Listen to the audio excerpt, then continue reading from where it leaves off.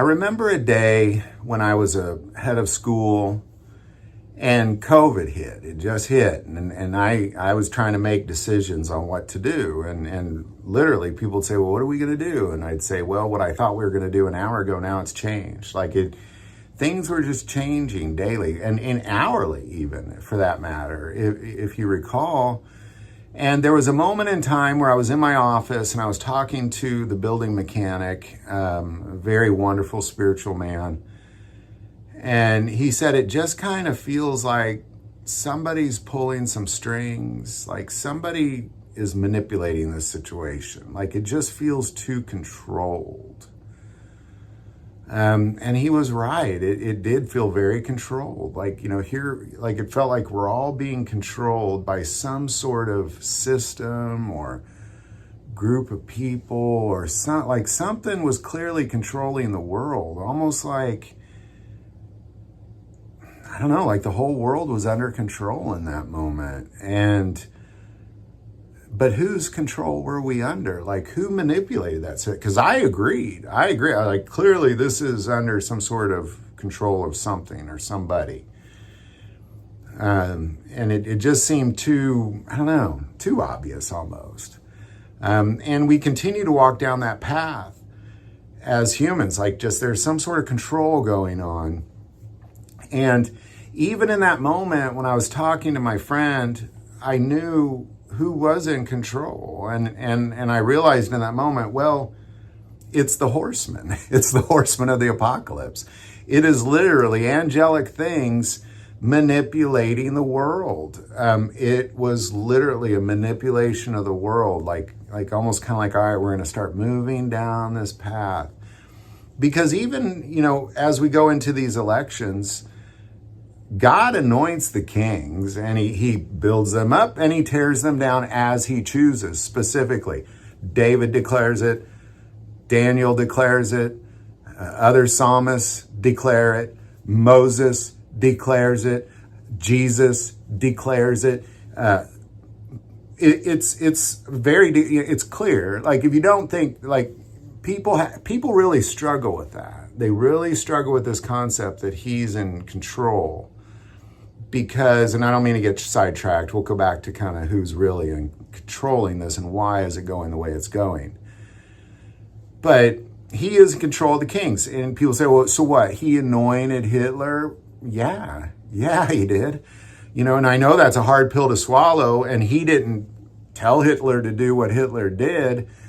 That was satanic devices doing that thing, trying to destroy the things of God. That's why they specifically went after the Jews, trying to literally destroy the things of God. It had nothing to do with the world, had to do with destroying the things of God. It was very satanic, and God allowed it to happen. And just in true God fashion, what the world chooses for evil, God uses for his good, which was Israel became a nation again.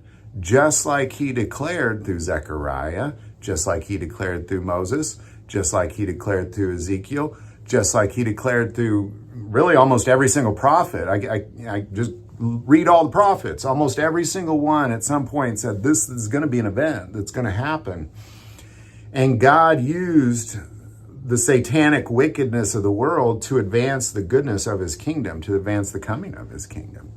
He allowed the rise of Hitler to take place, and then he allowed the fall of it to take place, and it played right into his plan, just like he declared thousands of years ago.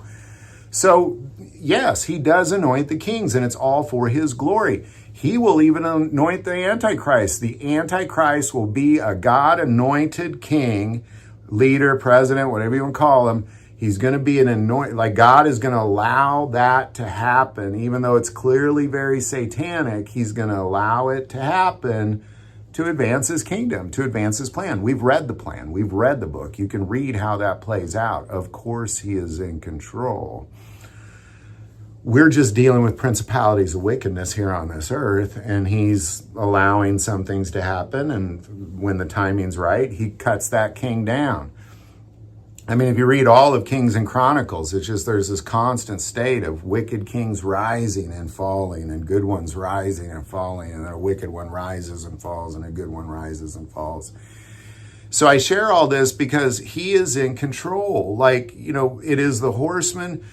And here's how you know that the horsemen are in control. I believe it's Zechariah that saw the horsemen, and he was talking to the angels, and he's like, who are those? And he kind of describes them, and they call out to him and say, we're just really relaxing because all is good is in the earth. Like, we're just kind of hanging out among the myrtle trees, chilling because all is good in the world. Like, they're the ones who are controlling the situation. And you have to understand that where we'd like to go, oh, that was China, or that was some dark agency that caused COVID. God was in control of all of that, all of it. And he's in control of all of this. And it's really best as Christians, you just hang on for the ride. And regardless how scary or terrible it might look, realize he is in control. Like, he's controlling all of this. The horsemen of the apocalypse. And I hate calling them that because they've always been here. They're God's appointed workers on this earth to kind of manipulate the earth, the rise and fall of kingdoms specifically. As one of them, wars, rumors of wars, famines, pestilence, earthquakes. Like, they're the ones in charge of all that stuff. And they are kind of manipulating the earth in such a way that is all exactly how God told. They do exactly what God tells them to do is what they do at their appointed time. So when you see things, you're like, well, it feels like somebody's controlling this. Remember, humans are too stupid. Like, we're too stupid. We're following our own worldly desires, and we're following satanic devices. And that's it. I know some of us are following God, but if you're following God, you're going to recognize that when the Antichrist rises, that's part of his plan. Like you wouldn't go try to stop it. Like it's clearly part of his plan. Just like with David, he recognized that Saul was God's anointed. Like, even though Israel was being destroyed because of him, even though he was wanting to kill David and using all those resources to hunt him down and kill him, he knew, he still, like, even though that was all terrible, he knew that's God's anointed. You can't mess with that. You can't mess with that. You just got to allow that to happen. That's what you got to do. You just got to take your hands off of it and allow it to happen. If you were a Christian. Now, if you're of this world or you have satanic devices, you're just trying to force things to happen. Let me make this happen, make that happen. Oh my God, I can't believe this evil king's going to rise. We got to bring him down. Like, God's in charge, man. He is in charge. He is in control of all of it. And we've entered it, everybody knows as soon as COVID hit, 2020, we entered this whole new season spiritually. I don't care whether you're atheist, Jew, Muslim, anti-theist, Christian, whatever you want to call it, devil worshiper. That we entered into a new season in 2020, and now we're in it, and we're trying to figure out, well, who's controlling all this? God, the horsemen, that sort of thing. That's who's controlling it, the Holy Spirit. It's important that we recognize that. Read the book. Good guys win at the end. It's a good story.